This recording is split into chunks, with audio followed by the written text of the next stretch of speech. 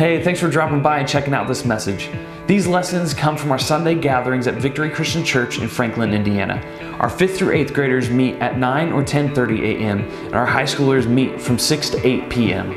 If you find that this content brings value to your life, then please consider subscribing and hitting that bell so that you can be notified when we upload our next message. Our hope is that this video brings more clarity into your life as to who God is and what He wants for you in light of who Jesus is and what He's done for you. Enjoy and have a great day.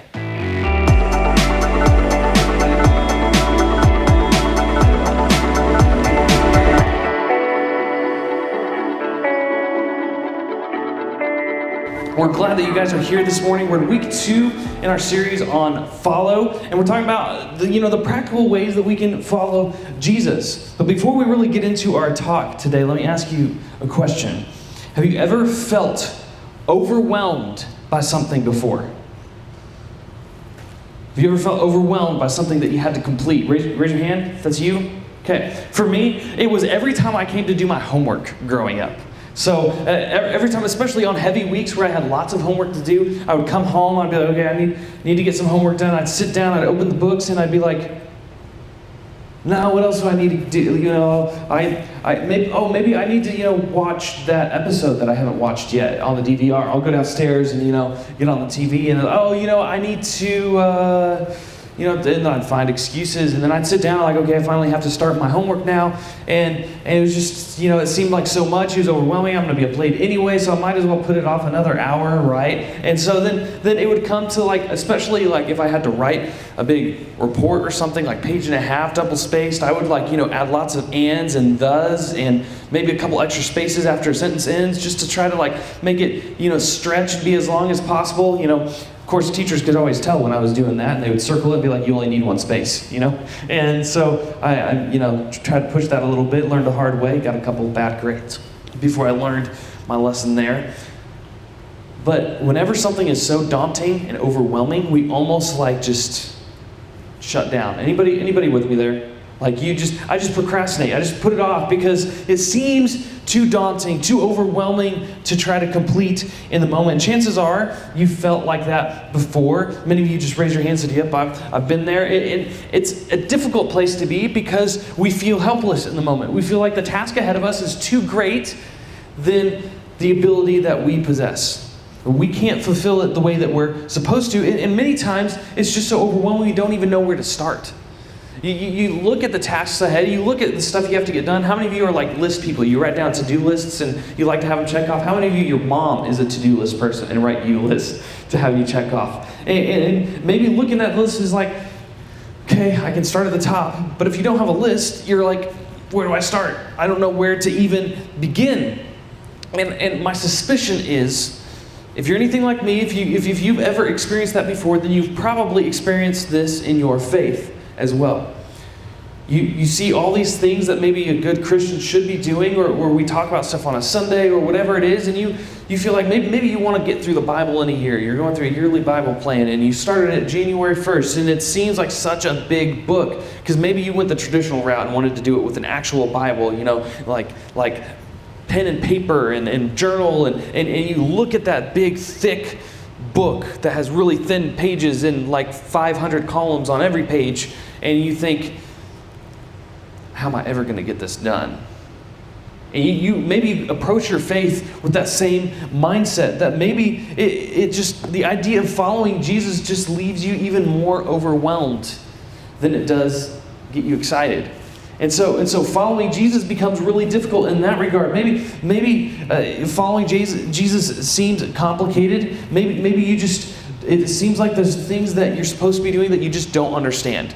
How does this actually look, practically speaking? I know we talk about, having faith, but what does that look like? And so maybe it just seems complicated to you. It doesn't really make a whole lot of sense. Or maybe you're just not interested yet.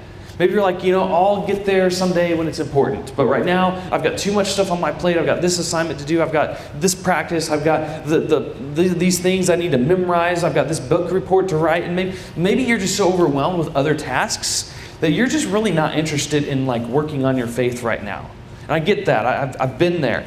And maybe you're just telling yourself, maybe when I have more time, I'll get there. But then, of course, we fill our time with other things. And so it's difficult to know how to follow Jesus in a good way. Probably all of us agree that it's a big deal. That following Jesus is a big deal. That we should, whether we choose to do it or not, it's a life decision. It's something that will impact our lives forever, whichever direction we go. And so we understand that it's a big deal, but we just don't know where to start. So luckily, the story we're going to talk about today comes from the New Testament, and it's about a guy named Levi. Now, Levi was a tax collector, and he was actually, he changed his name later to Matthew, and so we actually have his gospel, the book of Matthew, in our Bibles, the very first one in the New Testament. But back when he was a tax collector, back when he went by the name Levi, there's something you need to know and understand when it comes to his past, okay? So, at this time, the Roman Empire was the government force in charge of everything. And what that meant was, like, the Jews were somehow sometimes oppressed. They were kind of called out. They weren't really respected. And Rome required taxes to be paid by everybody. But Rome needed people to collect those taxes.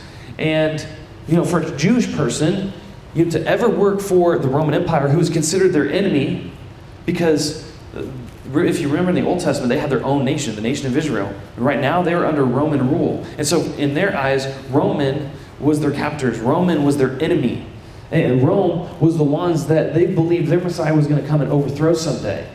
And so, they didn't like the Roman Empire. They didn't like the Romans. And Levi, the Jewish man, needed a job. And usually, when you're not accepted into a traditional occupation in Jewish culture at this time, you went wherever you could to get a job, which meant he went and got a job working for the Roman Empire, collecting taxes. And if that wasn't bad enough, his people they didn't even want to associate with him anymore because he had turned his back on them. He had gone and worked and aligned himself with the enemy, collecting their taxes. And not only was he seen as an enemy to his own people now, but tax collectors were known for, after taking a tax for the Roman Empire, they would also take a little bit extra and pocket it themselves. And so tax collectors were hated for those two reasons. One, because they were seen as traitors who abandoned their own people to work for the Roman Empire. But secondly, because they were dishonest. They were disloyal. And they cheated people out of their money. And so Levi was not the best dude by anybody's standards at this time. But, check this out. Let's pick up the story right there. Later, this is in Luke chapter 5. As Jesus left the town, he saw a tax collector named Levi sitting at his tax collector's booth. "Follow me and be my disciple," Jesus said to him. So Levi got up, left everything, and followed him. Now, we read that and we're like, wow, that's kind of cool and also seems too easy. And we look at that, and what I want you to just a couple insights to glean from this is, one, remember that tax collectors were hated. Remember that they were people that were not even accepted for their own traditional occupation in their culture. But not only that, they especially were not taken under the wing of a rabbi, which was the greatest honor, to come and learn from them and be their disciple. So this is coming way out of left field for Levi, for Matthew, and Jesus comes up.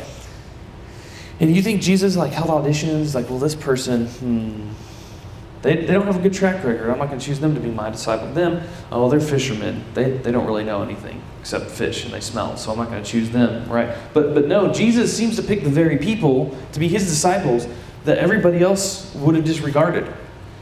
And he comes up to Matthew, and he doesn't worry about whether or not he's a good candidate to be his disciple. He doesn't worry about the things he's done. He doesn't worry about the life that he now represents. All he does is he asks him for a little faith. He says, "Levi, come follow me. Be my disciple." And so Levi gets up and does it. And following Jesus is just like that. It starts with a step. Following Jesus starts with a step. Matthew took a step to follow Jesus that day.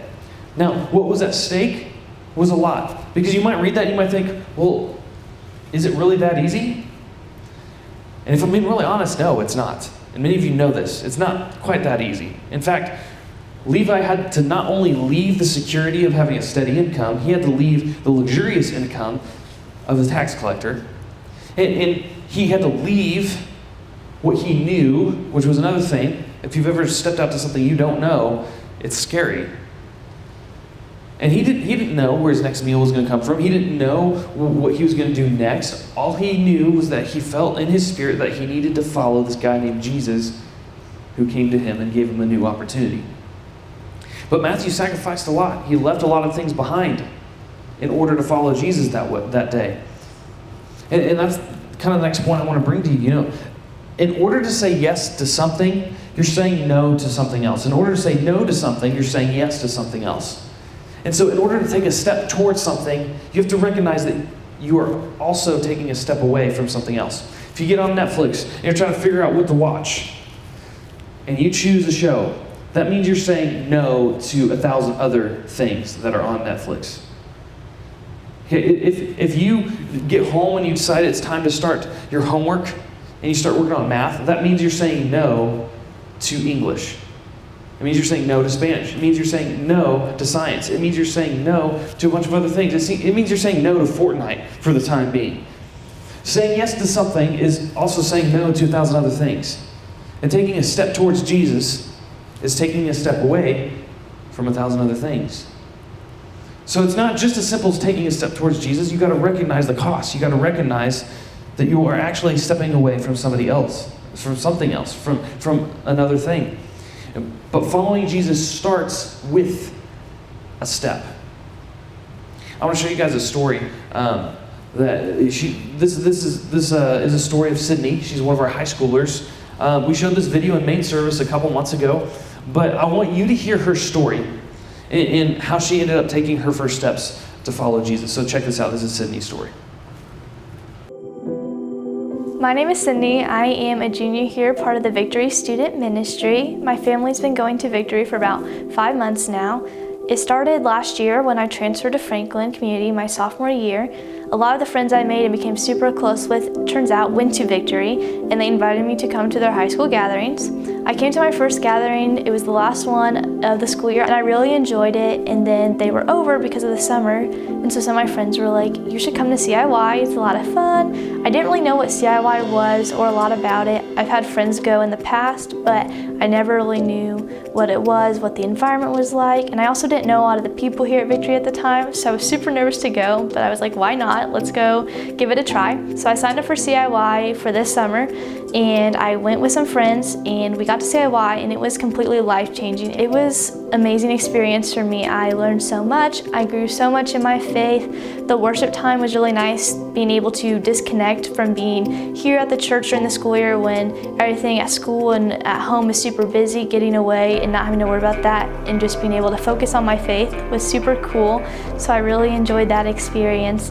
And then I felt baptism kind of being called on my heart for a while now, and I felt that even more at CIY. So when I got back, I decided I wanted to take some time to get back to the school year and kind of get readjusted to the normal routine and make sure it was something that I was truly ready for.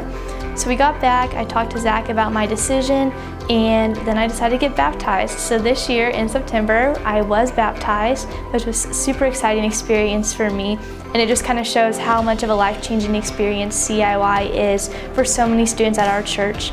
So we want to thank you for providing scholarships for myself and so many others through Above and Beyond, because it's providing those life-changing opportunities for so many students in our ministry.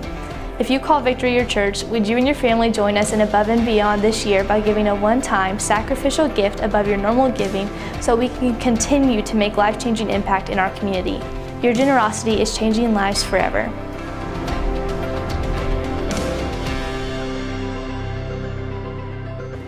So a couple of things I want you to notice from that is that, her first step wasn't baptism.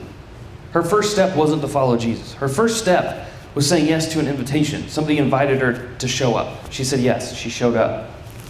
And then her next step after that was to invest a little. She invested in a trip called CIY, which we go to Believe in Superstart, but CIY Move is for high school, and it's like CIY Believe on steroids. It's awesome. It's a whole week long. And so she ends up coming on that. And even still, then she didn't fully become a Christian. Then her next step, she mulled it over. She thought about it. She processed what her life would look like if she chooses to follow Jesus. The changes that she was going to have to make. The routine she was going to establish.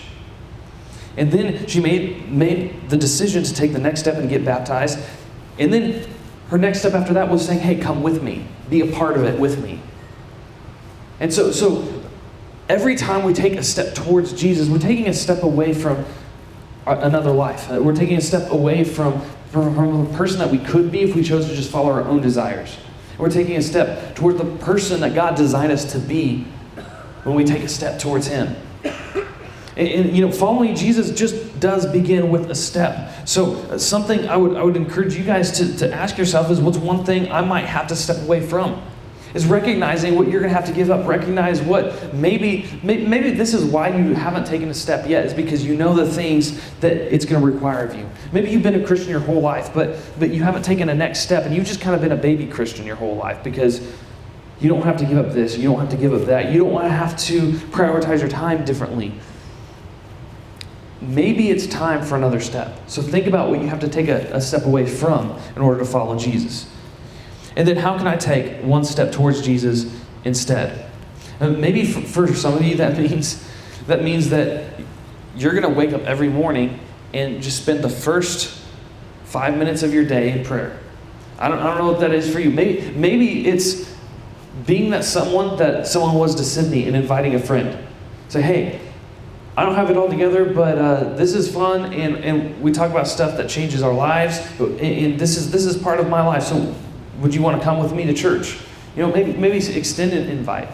I don't know what that is for you, but what's a step that you can take towards Jesus this week? Following Jesus starts with a step. And that's the question I want you guys to think about as you head to small groups.